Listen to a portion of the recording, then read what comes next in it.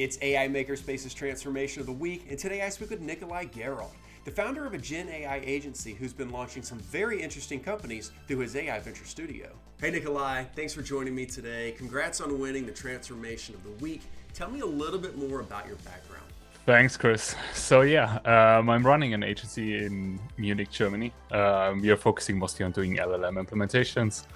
Also added a venture builder last year, so we basically use the agency to find interesting problems in different domains, then basically build startups for it, finance it through the agency, and either sell it or keep it as a cash flowing asset, or fail at it. As in most of the cases, it's going quite interesting. We sold the first one last year, now building up the second one and hitting some nice MRR at the moment. And I also have my own podcast on how AI is built, so it's quite interesting to be on one for a change. So tell me a little bit more about the types of businesses that interest you. I think LLMs in general as a technology, it's really well suited for more like transforming different pieces or different formats of content into each other.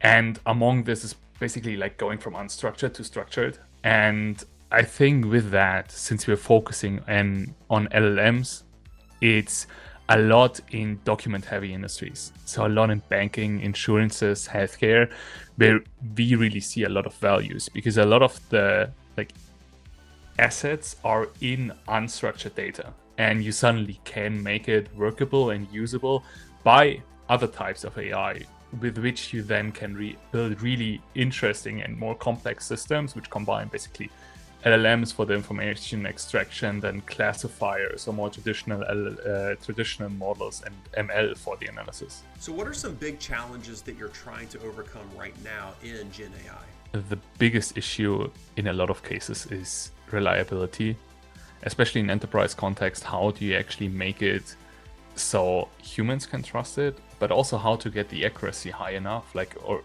the task completion rate, that it's complete automation. And in many cases, you probably won't reach that, but you will still have a human in the loop in some way. And I think the second issue all of us are facing in generative AI is okay, how do we separate the signal from the noise? Because there's so much news popping up all the time and so many new developments and new breakthroughs that you actually have to be pick and choose your battle. What do you want to investigate further? What is actually really worth putting into an implementation?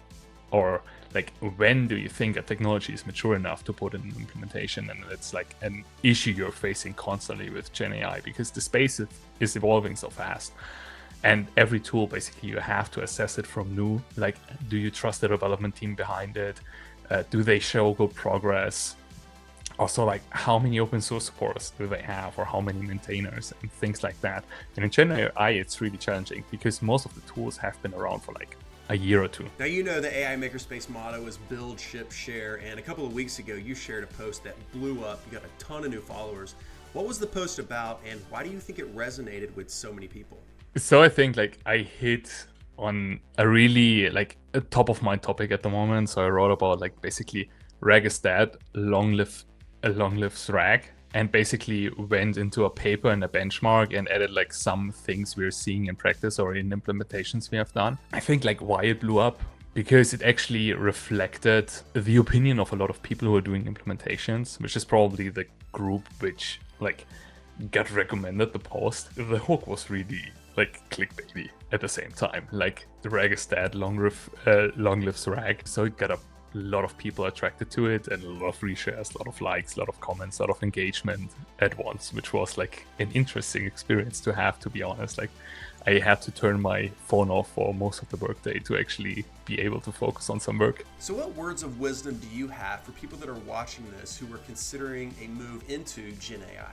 I think it's never been easier to get started, because generative AI really equalizes a lot of stuff. It's way easier to build all software applications and to code, but also you don't need any training data anymore to get an AI model into production, because you have really good base or foundational models to build upon. At the same time, everyone is at the moment just figuring shit out, and there aren't many best practices or established processes yet, which you would learn through years of experience. So the guy who is having like 10 years of software development experience in Gen AI stands on the same footing as the guy who's just coming out of college. I think like really picking a topic, trying out a lot of stuff will get you up to speed so quickly. And at the same time, because the technology is moving like so fast, cycles are way shorter.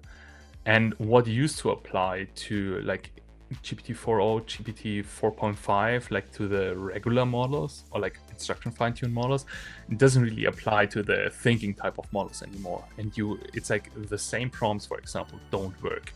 The same fine-tuning practices don't work as well. So you have to adopt them and learn new stuff.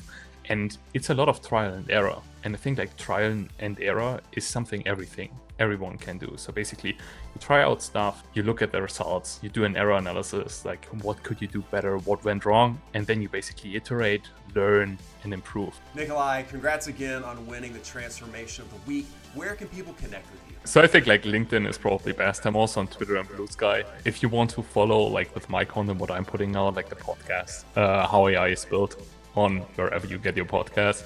But if you have any idea, just want to chat AI, just reach out on LinkedIn, go into the DMs, and I'm happy to connect.